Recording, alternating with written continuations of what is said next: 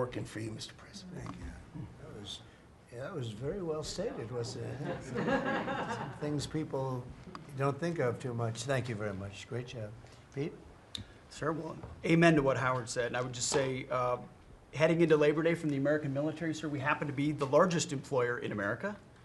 We like to think we have a different form of employees who need to be the toughest and the strongest and the most well-trained and the most lethal. And under the previous administration, and for decades, frankly, it was social justice, it was political correctness, it was divisive ideologies seeping into the ranks and changing how well we do our job. No more. Now it is only merit-based, gender-neutral, colorblind. The best of the best from the top to the bottom. That's our expectation.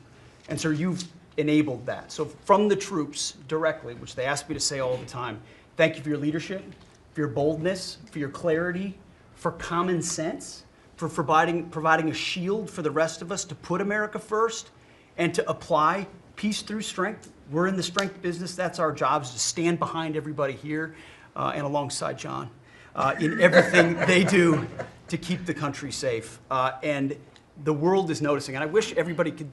There were 2 meetings yesterday that I think tell the story. One was, because today happens to be the 4-year anniversary of what happened in Abbey in Afghanistan.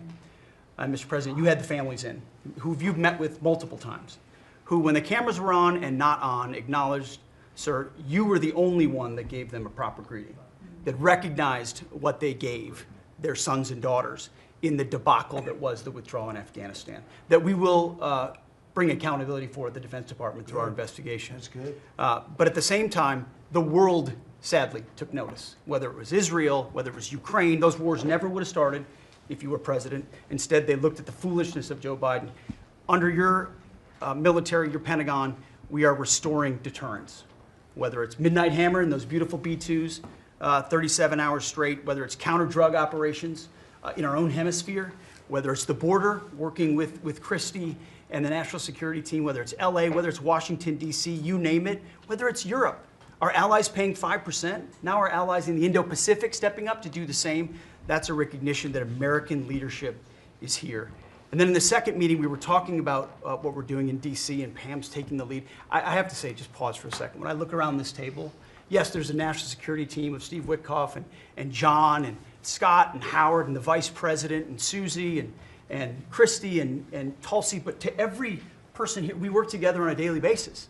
And if you call me and I call you, the answer is yes. How do we do it together? I think that's exceptional. It's what the American people deserve, and you've demanded that, sir. So I very much appreciate it. In that meeting on D.C., I started my sentence by saying, the Department of Defense, to which you said that just doesn't sound right. So maybe next time we're here, my card will read Department of War. We'll see. But it's not, here's the thing, here's what people miss. It's not just about words. It's about the warrior ethos. It's about what the department is supposed to do. George Washington started the Department of War because he wanted us to win our wars. Our founders didn't want endless foreign entanglements. They didn't want endless contingencies and deployments. They wanted an empowered military that the handcuffs were taken off to fight to win and then bring those troops home. So my platoon in Guantanamo Bay, our motto was, those who long for peace must declare for war. We must prepare for war. We don't want war, we don't seek it. You are the peace president, sir. Because we are strong, our enemies know what we will do. And so whether it's Secretary of War or Secretary of Defense, that warrior ethos is changing. We're going back to basics. Our drill instructors can be drill instructors again, sir. So from the minute of the tactical of standards to the strategic of B-2 bombers, we're focused on what matters. Had a meeting yesterday on Golden Dome for America, which is on track to deliver strategically for the American people. Munitions, and the Deputy Secretary making sure our stockpiles are overflowing. That's our job. I'm an honor to be a part of it, sir. Thank you for your leadership. That's great. I think I like Department of War better, but we'll make that decision, right? But you've been great. Thank you very much. Thank you, sir. So Marco, go ahead. Well, Mr. President, first of all, everyone's made this comment already and needs to be echoed again. You were elected as the President of Working Americans, and that's why this Labor Day is so meaningful. For me personally, this is the most meaningful Labor Day of my life as someone with 4 jobs. And so,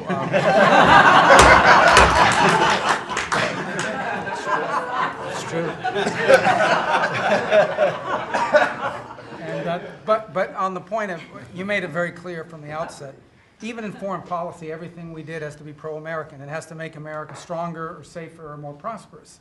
And there's just a few things I want to touch to because it involves your team under your leadership making it happen. The first is, for the first time in the modern era, we are truly on offense against organized cartels that are pumping poison, killer poison, into our cities. And that's a team effort.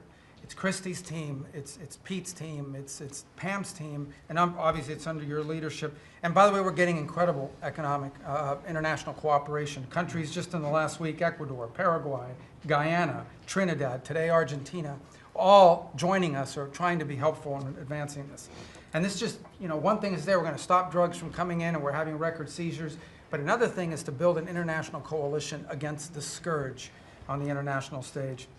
The second is mass migration, illegal mass migration, which is dangerous for the country but harmful for American workers. What's happening on the border is essential, but it's not just what's happening on the border. And again, Christy and her team have been essential in this. We have countries all over the world that are actually helping us, whether it's through safe third country agreements, whether through it's stopping the migration flow from coming here in the first place. Incredible international cooperation.